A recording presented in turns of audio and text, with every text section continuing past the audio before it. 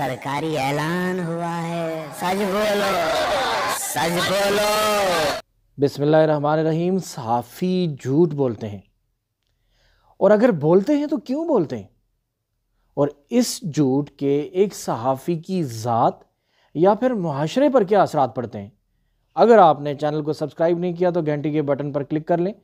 मेरे आज के वीलॉग का मकसद किसी की दिल आज़ारी नहीं, बल्कि एज ए नेशन अपना मुहासबा करना है। तो इमाम अली अलैहिस्सलाम ने फरमाया, याद रखना, मैंने अल्लाह के रसूल से सुना कि जब भी कोई इंसान किसी इंसान पे झूठा इल्जाम लगाता है तो उस वक्त अल्लाह फरिश्तों को ये हुक्म देता है कि इस झूठे इल्जाम लगाने वाले इंसान के सारे नेक अमाल उस इंसान के नामे अमाल में लिख दो जिस पे इसने झूठा इल्जाम लगाया है।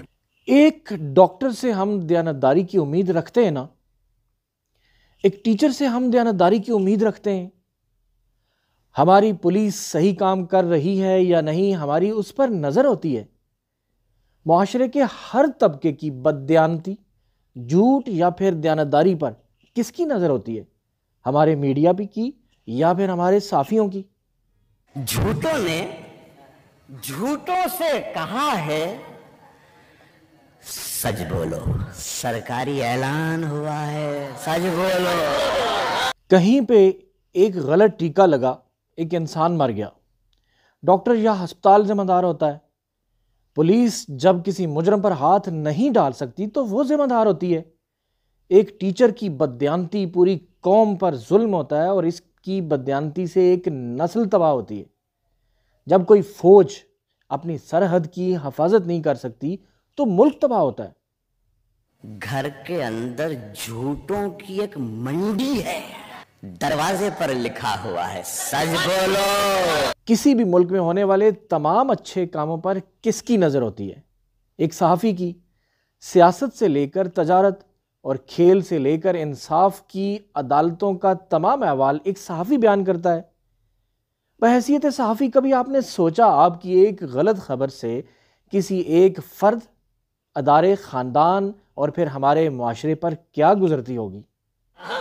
गुलदस्ते पर यकजहती लिख रखा है, गुलदस्ते के अंदर क्या है, सच बोलो।